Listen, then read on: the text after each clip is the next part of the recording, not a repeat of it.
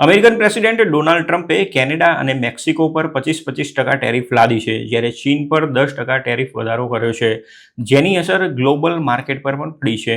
સોમવારે ભારત સહિત વિશ્વભરના મોટા માર્કેટમાં કડાકો બોલ્યો હતો. ભારતીય સ્ટોક માર્કેટ પર પણ ટેરિફની અસર જોવા મળી હતી. સોમવારે સેન્સેક્સ 700થી વધારે પોઈન્ટના ઘટાડા સાથે ઓપન થયો હતો. ભારતીય સ્ટોક માર્કેટે પર ટ્રમ્પની ટેરિફ ઉપરાંત બજેટની પણ અસર જોવા મળી હતી. બીજી તરફ છેલ્લા ઘણા સમયથી સતત ધોવાઈ રહેલો ભારતીય રૂપિયો પણ તેના ઐતિહાસિક નીચલા સ્તરે પહોંચી ગયો હતો, જ્યારે ડોલર વધારે મજબૂત બન્યો છે. ડોલર સામે રૂપિયો 87.29 રૂપિયાના સૌથી નીચલા સ્તરે પહોંચ્યો હતો. જોકે એક્સપર્ટ્સના મતે બજેટ એકંદરે સારું રહ્યું હતું, પરંતુ ટ્રમ્પના ટેરિફ વોરના કારણે ભારતીય માર્કેટ તૂટ્યું છે. ટ્રમ્પે ટેરિફ જાહેર કર્યા બાદ તેના જવાબમાં કેનેડા અને મેક્સિકોએ પણ વળતી ટેરિફ ઝીકી હતી, જ્યારે ચીન પણ આગામી સમયમાં આવું કરી શકે છે. તેથી હાલમાં ગ્લોબલ માર્કેટમાં અનિશ્ચિતતાની સ્થિતિ જોવા મળી રહી છે. અન્ય એશિયન માર્કેટની વાત કરવામાં આવે તો સાઉથ કોરિયા, જાપાન અને હોંગકોંગ માર્કેટ પણ તૂટ્યા હતા. સ્ટોક્સ યુરોપ 600 ઇન્ડેક્સ પણ 1.6% તૂટ્યો હતો, જ્યારે નાસ્ડેકમાં પણ 2.1%નો ઘટાડો જોવા મળ્યો હતો. ભારતીય રૂપિયા સિવાય કેનેડિયન ડોલર અને મેક્સિકન પેસોમાં પણ ધોવાણ થયું હતું. ડોલર સામે કેનેડિયન ડોલર 2003 બાદના તેના સૌથી નીચલા સ્તરે પહોંચ્યો હતો, જ્યારે મેક્સિકો પેસો પણ 3% તૂટ્યો હતો. જોકે અમેરિકાના અર્થશાસ્ત્રીઓએ ટ્રમ્પને ચેતવણી આપી છે કે તેમનો આ નિર્ણય બૂમરેંગ સાબિત થઈ શકે છે અને અમેરિકાના અર્થતંત્ર પર તેની ગંભીર અસરો પણ થઈ શકે છે. તેમનું કહેવું છે કે આ ટેરિફ વોરથી અમેરિકાના લોકો અને ઉદ્યોગોને જ નુકસાન થશે. યુએસ ચેમ્બર ઓફ કોમર્સે પણ આ જ પ્રકારની આશંકા વ્યક્ત કરી હતી. અમેરિકામાં ઇમ્પોર્ટ કરાતી ચીજવસ્તુઓમાંથી 1/3 કેનેડા, ચીન અને મેક્સિકોથી ઇમ્પોર્ટ કરવામાં આવે છે. ઘણો માલ સામાન એવો છે જેના વગર અમેરિકનોને ચાલે તેમ નથી. આ ઉપરાંત બેંકોનું કહેવું છે કે ટેરિફના કારણે અમેરિકાનો જીડીપી અડધો થઈ જશે.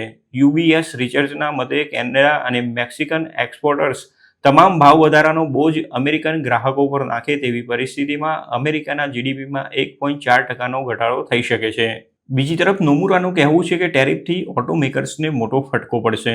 જનરલ મોટર્સ, ક્રાઇસલર બ્રાન્ડ ઓનર, સ્ટેલાન્ટિસ અને ટોયોટાને ટેરિફથી નુકસાન થશે.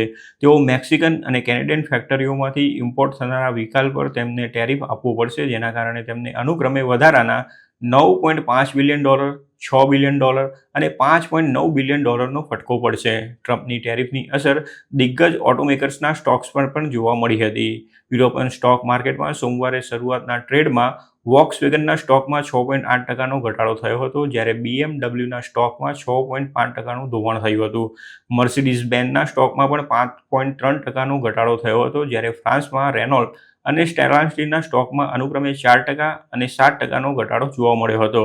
જ્યારે ગોલ્ડમેન સાક્સનું કહેવું છે કે જો ટ્રેડ વોર લંબાશે તો ચીન રશિયા-યુક્રેન યુદ્ધ જેવા જીઓપોલિટિકલ ટેન્શનનો લાભ ઉઠાવી શકે છે. ગોલ્ડમેન સાક્સના એનાલિસ્ટ એન્ડ્રુ ટિલ્ટનનું કહેવું છે કે ટેરિફના કારણે અમેરિકા અને ચાઇના વચ્ચેના ટ્રેડ ટેન્શનમાં વધારો થઈ શકે છે.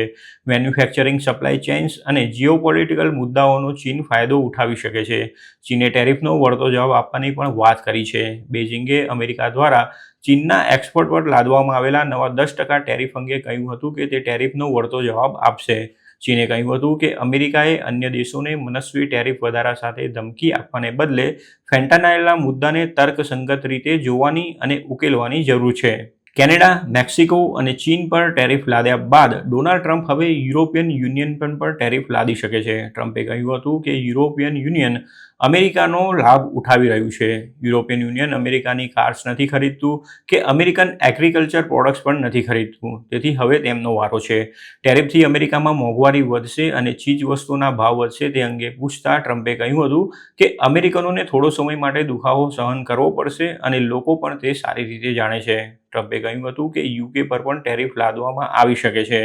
બીજી તરફ ટ્રમ્પની ટેરિફથી કેનેડા, મેક્સિકો અને ચીન પણ રોષે ભરાયા છે. ટેરિફના કારણે કેનેડામાં ઇકોનોમિક નેશનલિઝમની ભાવના જાગૃત બની ગઈ છે. હવે કેનેડામાં બાય કેનેડિયન કેમ્પેન શરૂ થઈ ગયું છે, જ્યારે કેનેડાના ગ્રોસરી સ્ટોર્સમાં મેડ ઇન કેનેડા સાઇન જોવા મળી હતી. આ ઉપરાંત અમેરિકન પ્રોડક્ટ્સના વિકલ્પો શું છે તેનું લિસ્ટ પણ સોશિયલ મીડિયા પર ફરતું થઈ ગયું છે.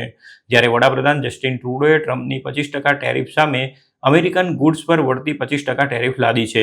મેક્સિકન પ્રેસિડેન્ટ ક્લાઉડિયા શેઇનબાઉમે કહ્યું હતું કે ટેરિફ લાદવાથી સમસ્યાઓનું સમાધાન નહીં થાય, પરંતુ વાતચીત દ્વારા થશે. તેમણે મેક્સિકોના હિતોના રક્ષણ માટે સેક્રેટરી ઓફ ઇકોનોમીને તેમનો પ્લાન બી અમલી બનાવવાનો આદેશ આપી દીધો છે. ચીન પણ આ મુદ્દો વર્લ્ડ ટ્રેડ ઓર્ગેનાઇઝેશનમાં ઉઠાવવાનું છે, જ્યારે યુરોપિયન યુનિયન પણ ટ્રમ્પ ટેરિફ લાવશે તો વળતો જવાબ આપવા માટે મક્કમ છે. આમ હાલમાં ટ્રમ્પની ટેરિફ ગ્લોબલ ઇકોનોમીમાં અનિશ્ચિતતાની પરિસ્થિતિ ઊભી કરી દીધી છે.